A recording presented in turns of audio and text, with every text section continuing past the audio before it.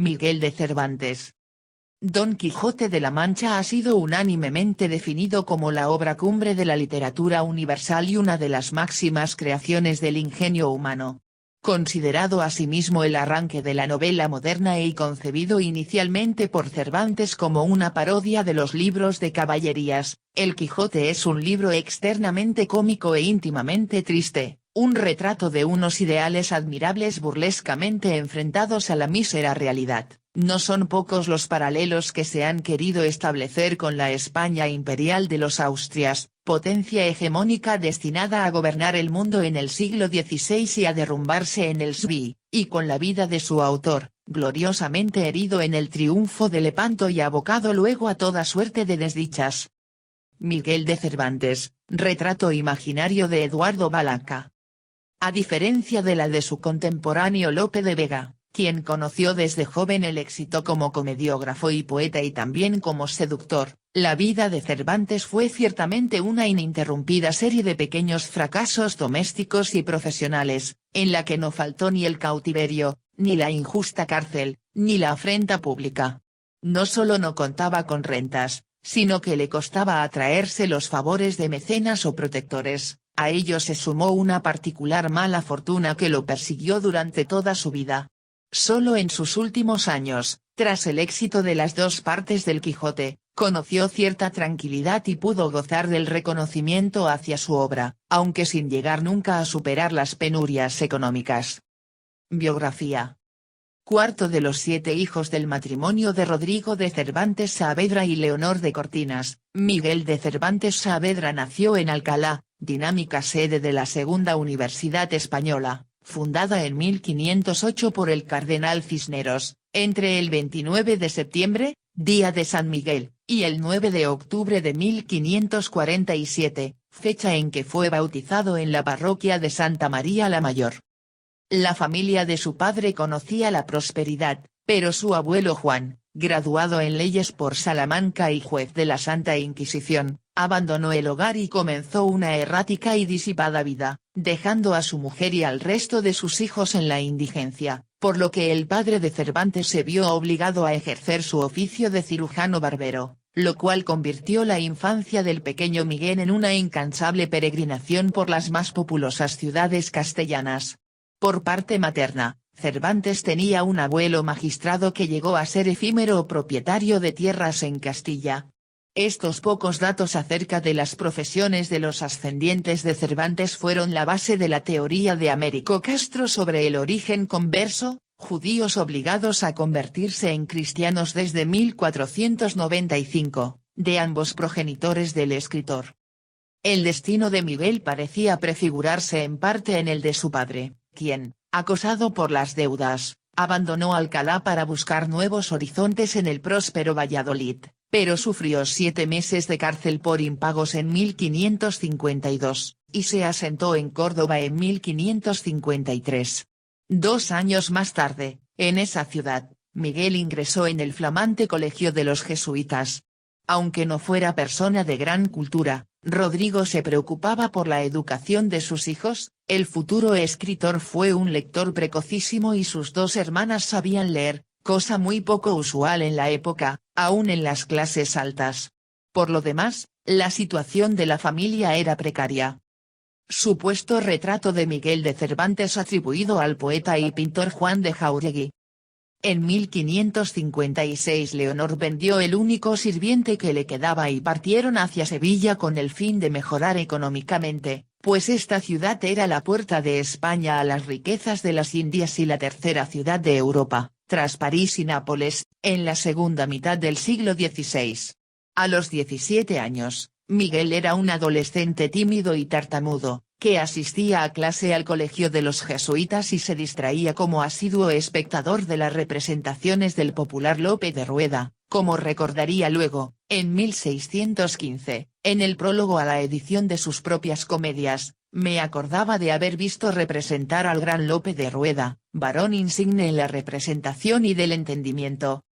En 1551 la hasta entonces pequeña y tranquila villa de Madrid había sido convertida en capital por Felipe I, por lo que en los años siguientes la ciudad quintuplicaría su tamaño y población, Llevados nuevamente por el afán de prosperar, los Cervantes se trasladaron en 1566 a la nueva capital.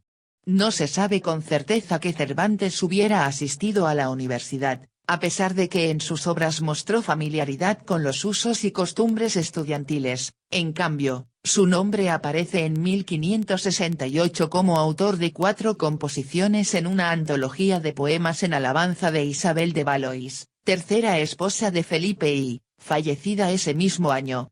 El editor del libro, el humanista Juan López de Hoyos, probable introductor de Cervantes a la lectura de Virgilio, Horacio, Séneca y Catulo y, sobre todo, a la del humanista Erasmo de Rotterdam, se refiere a Cervantes como nuestro caro y amado alumno.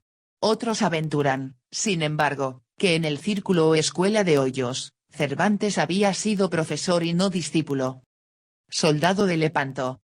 En el año de 1569 un tal Miguel de Cervantes fue condenado en Madrid a arresto y amputación de la mano derecha por herir a un tal Antonio de Segura. La pena, corriente, se aplicaba a quien se atreviera a hacer uso de armas en las proximidades de la residencia real.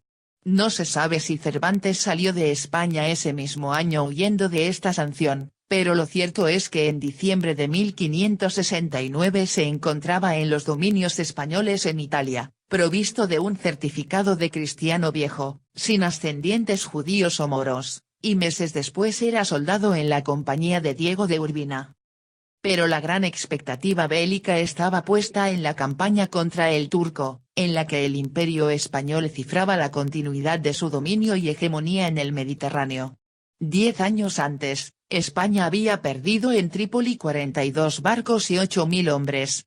En 1571 Venecia y Roma formaban, con España, la Santa Alianza, y el 7 de octubre, comandadas por el hermanastro bastardo del rey de España, Juan de Austria, las huestes españolas vencieron a los turcos en la batalla de Lepanto. Fue la gloria inmediata, una gloria que marcó a Cervantes, el cual relataría muchos años después, en la primera parte del Quijote, las circunstancias de la lucha. En su transcurso recibió el escritor 3 heridas, una de las cuales, si se acepta esta hipótesis, inutilizó para siempre su mano izquierda y le valió el apelativo de El Manco de Lepanto como timbre de gloria. La batalla de Lepanto. Junto a su hermano menor, Rodrigo, Cervantes entró en batalla nuevamente en Corfú, también al mando de Juan de Austria. En 1573 y 1574 se encontraba en Sicilia y en Nápoles, donde mantuvo relaciones amorosas con una joven a quien llamó Silena en sus poemas y de la que tuvo un hijo, Promontorio. Es posible que pasara por Génova a las órdenes de Lope de Figueroa, puesto que la ciudad ligura aparece descrita en su novela ejemplar El licenciado Vidriera, y finalmente se dirigiera a Roma, donde frecuentó la casa del cardenal Acquaviva, a quien dedicaría la Galatea, conocido suyo tal vez desde Madrid, y por cuya cuenta habría cumplido algunas misiones y encargos.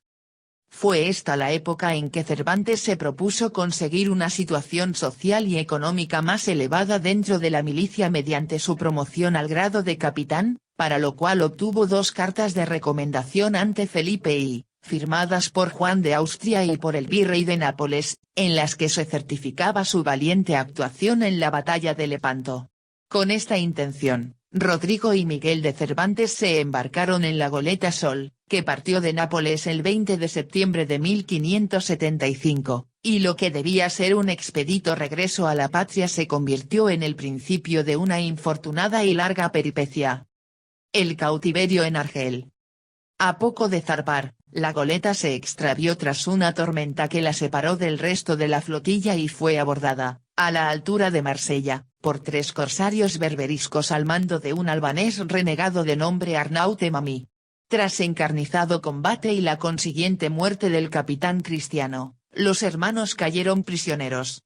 Las cartas de recomendación salvaron la vida a Cervantes, pero serían, a la vez, la causa de lo prolongado de su cautiverio. Mami, convencido de hallarse ante una persona principal y de recursos, lo convirtió en su esclavo y lo mantuvo apartado del habitual canje de prisioneros y del tráfico de cautivos corriente entre turcos y cristianos. Esta circunstancia y su mano lisiada lo eximieron de ir a las galeras, Cervantes, prisionero del rey Hassan, grabado de Eusebio Planas. Argel era en aquel momento uno de los centros de comercio más ricos del Mediterráneo. En él muchos cristianos pasaban de la esclavitud a la riqueza renunciando a su fe. El tráfico de personas era intenso, pero la familia de Cervantes estaba bien lejos de poder reunir la cantidad necesaria siquiera para el rescate de uno de los hermanos. Cervantes protagonizó, durante su prisión, 4 intentos de fuga. El primero fue una tentativa frustrada de llegar por tierra a Orán, que era el punto más cercano de la dominación española. El segundo, al año de aquel, coincidió con los preparativos de la liberación de su hermano. En efecto, Andrea y Magdalena, las 2 hermanas de Cervantes, mantuvieron un pleito con un madrileño rico llamado Alonso Pacheco Pastor, durante el cual demostraron que debido al matrimonio de este sus ingresos como barraganas se verían mermados, y, según costumbre, obtuvieron dotes que fueron destinadas al rescate de Rodrigo, quien saldría de Argel el 24 de agosto de 1577. Los hermanos pudieron despedirse pese a haber fracasado el segundo intento de fuga de Miguel, que se salvó de la ejecución gracias a que su dueño lo consideraba un hombre principal. El tercer intento fue mucho más dramático en sus consecuencias. Cervantes contrató un mensajero que debía llevar una carta al gobernador español de Orán. Interceptado, el mensajero fue condenado a muerte y empalado, mientras que al escritor se le suspendieron los 2000 azotes a los que se le había condenado y que equivalían a la muerte. Una vez más, la presunción de riqueza le permitió conservar la vida y alargó su cautiverio. Esto sucedía a principios de 1578. Finalmente, 1 año y medio más tarde, Cervantes planeó una fuga en compañía de un renegado de Granada, el licenciado Girón. Delatados por un tal Blanco de Paz, Cervantes fue encadenado y encerrado durante 5 meses en la prisión de moros convictos de Argel. Tuvo un nuevo dueño, el rey Hassan, que pidió 600 ducados por su rescate. Cervantes estaba aterrado, temía un traslado a Constantinopla. Mientras tanto su madre, doña Leonor, había iniciado trámites para su rescate. Fingiéndose viuda, reunió dinero, obtuvo préstamos y garantías, se puso bajo la advocación de 2 frailes y, en septiembre de 1579, entregó al Consejo de las Cruzadas 475 ducados. Hassan retuvo a Cervantes hasta el último momento, mientras los frailes negociaban y pedían limosna para completar la cantidad. Por último, el 19 de septiembre de 1580, fue liberado, y tras un mes en el que para limpiar su nombre pleiteó contra Blanco de Paz, se embarcó para España el 24 de octubre. Retorno a la patria. 5 días más tarde, después de un lustro de cautiverio, Cervantes llegó a Denia y volvió a Madrid.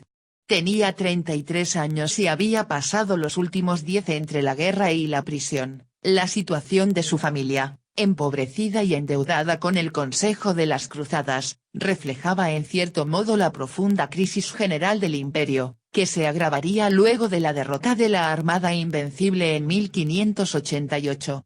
Al retornar, Cervantes renunció a la carrera militar, se entusiasmó con las perspectivas de prosperidad de los funcionarios de Indias, trató de obtener un puesto en América y fracasó. Mientras tanto, fruto de sus relaciones clandestinas con una joven casada, Ana de Villafranca, o Ana de Rojas, nació una hija, Isabel, criada por su madre y por el que aparecía como su padre putativo, Alonso Rodríguez.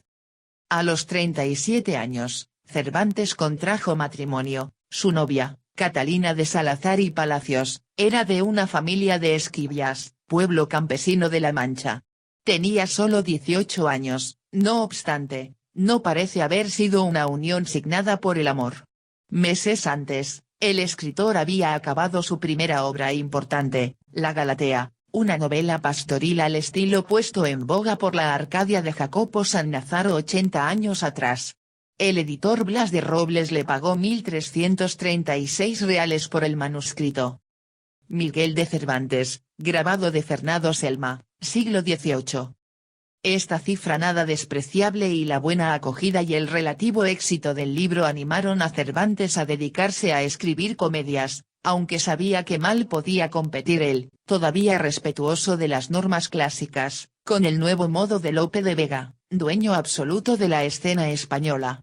Las dos primeras, La comedia de la confusión y Tratado de Constantinopla y Muerte de Selim, escritas hacia 1585 y desaparecidas ambas, obtuvieron relativo éxito en sus representaciones, pero Cervantes fue vencido por el vendaval lopesco, y a pesar de las 20 o 30 obras compuestas en esta etapa, de las que solo conocemos 9 títulos y 2 textos, los tratos de Argel y Numancia, alrededor de 1600 había dejado de escribir comedias, actividad que retomaría al final de sus días. Entre 1585 y 1600 Cervantes fijó su residencia en Esquivias, pero solía visitar Madrid solo. Allí alternaba con los escritores de su tiempo, leía sus obras y mantenía una permanente querella con Lope de Vega. En 1587 ingresó en la Academia Imitatoria, primer círculo literario madrileño, y ese mismo año fue designado comisario real de abastos, recaudador de especies, para la Armada Invencible. También este destino le fue adverso. En Écija se enfrentó con la Iglesia por su excesivo celo recaudatorio y fue excomulgado. En Castro del Río fue encarcelado, 1592, acusado de vender parte del trigo requisado. Al morir su madre en 1594, abandonó Andalucía y volvió a Madrid. Pero las penurias económicas siguieron acompañándole. Nombrado recaudador de impuestos, quebró el banquero a quien había entregado importantes sumas y Cervantes dio con sus huesos en prisión, esta vez en la de Sevilla, donde permaneció 5 meses. En esta época de extrema carencia comenzó probablemente la redacción de Don Quijote de la Mancha. Entre 1604 y 1606, la familia de Cervantes, su esposa, sus hermanas y su aguerrida hija natural, así como sus sobrinas, siguieron a la corte a Valladolid, hasta que el rey Felipe II ordenó el retorno a Madrid. El Quijote. En 1605, a principios de año, apareció en Madrid el ingenioso hidalgo Don Quijote de la Mancha. Su autor era por entonces un hombre enjuto, delgado, de 58 años, tolerante con su turbulenta familia, poco hábil para ganar dinero, pusilánime en tiempos de paz y decidido en los de guerra. La fama fue inmediata, pero los efectos económicos apenas se hicieron notar. Cuando en junio de 1605 toda la familia Cervantes, con el escritor a la cabeza, fue a la cárcel por unas horas a causa de un turbio asunto que solo tangencialmente les tocaba, la muerte de un caballero asistido por las mujeres de la familia, ocurrida tras ser herido aquel a las puertas de la casa, Don Quijote y Sancho ya pertenecían al acervo popular. Don Quijote enloquece leyendo libros de caballerías, ilustración de Gustave Doré, 1863. Su autor, mientras tanto, seguía pasando estrecheces. No le ofreció respiro ni siquiera la vida literaria. Animado por el éxito del Quijote, ingresó en 1609 en la Cofradía de Esclavos del Santísimo Sacramento, a la que también pertenecían Lope de Vega y Francisco de Quevedo. Era esta costumbre de la época, que ofrecía a Cervantes la oportunidad de obtener algún protectorado. En aquel mismo año se firmó el decreto de expulsión de los moriscos y se acentuó el endurecimiento de la vida social española, sometida al rigor inquisitorial. Cervantes saludó la expulsión con alegría, mientras su hermana Magdalena ingresaba en una orden religiosa. Fueron años de redacción de testamentos y contiendas sórdidas. Magdalena había excluido del suyo a Isabel en favor de otra sobrina, Constanza, y Cervantes renunció a su parte de la finca de su hermano también en favor de aquella, dejando fuera a su propia hija, enzarzada en un pleito interminable con el propietario de la casa en la que vivía y en el que Cervantes se había visto obligado a declarar a favor de su hija. A pesar de no conseguir siquiera, como tampoco lo logró Góngora, ser incluido en el séquito de su mecenas el conde de Lemos, recién nombrado nuevo virrey de Nápoles, el cual, sin embargo, le daba muestras concretas de su favor, Cervantes escribió a un ritmo imparable. Las novelas ejemplares vieron la luz en 1613, El viaje al Parnaso, en verso, en 1614. Ese mismo año lo sorprendió la aparición, en Tarragona, de una segunda parte espuria del Quijote escrita por un tal Alonso Fernández de Avellaneda, que se proclamó auténtica continuación de las aventuras del hidalgo. Así, enfermo y urgido, y mientras preparaba la publicación de las 8 comedias y 8 entremeses nuevos nunca representados, 1615, acabó la segunda parte del Quijote, que se imprimiría en el curso del mismo año. A principios de 1616 estaba terminando una novela de aventuras en estilo bizantino, Los trabajos de Persiles y Sigismunda. El 19 de abril recibió la extrema unción y al día siguiente redactó la dedicatoria al conde de Lemos, ofrenda que ha sido considerada como exquisita muestra de su genio y conmovedora expresión autobiográfica. Ayer me dieron la extrema unción y hoy escribo esta. El tiempo es breve, las ansias crecen, las esperanzas menguan y, con todo esto, llevo la vida sobre el deseo que tengo de vivir. Agonía de Cervantes, óleo de Eduardo Cano de la Peña. Unos meses antes de su muerte, Cervantes había tenido una recompensa moral por sus penurias e infortunios económicos. Uno de los censores, el licenciado Márquez Torres, le envió una recomendación en la que relataba una conversación mantenida en febrero de 1615 con notables caballeros del séquito del embajador francés. Preguntáronme muy por menor su edad, su profesión, calidad y cantidad. Halléme obligado a decir que era viejo, soldado, hidalgo y pobre, a que uno respondió estas formales palabras, pues, ¿a tal hombre no le tiene España muy rico y sustentado del erario público? Acudió otro de aquellos caballeros con este pensamiento y con mucha agudeza, si necesidad le ha de obligar a escribir, plaga a Dios que nunca tenga abundancia, para que con sus obras, siendo él pobre, haga rico a todo el mundo. En efecto, ya circulaban traducciones al inglés y al francés desde 1612, y puede decirse que Cervantes supo que con el Quijote creaba una forma literaria nueva. Supo también que introducía el género de la novela corta en castellano con sus novelas ejemplares y sin duda adivinaba los ilimitados alcances de la pareja de personajes que había concebido. Sus contemporáneos, si bien reconocieron la viveza de su ingenio, no vislumbraron la profundidad del descubrimiento del Quijote, fundación misma de la novela moderna. Así, entre el 22 y el 23 de abril de 1616, murió en su casa de Madrid, asistido por su esposa y una de sus sobrinas, envuelto en su hábito franciscano y con el rostro sin cubrir. Fue enterrado en el convento de las Trinitarias Descalzas, en la entonces llamada calle de Cantarranas. A principios de 2015, un grupo de investigadores que se había propuesto localizar su tumba encontró un ataúd con las iniciales MC, pero el examen de su contenido reveló que no podía ser el del escritor. En marzo del mismo año, los estudiosos concluyeron que sus restos mortales se hallaban en un enterramiento en el subsuelo de la cripta, mezclados tras un traslado con los de otras 16 personas.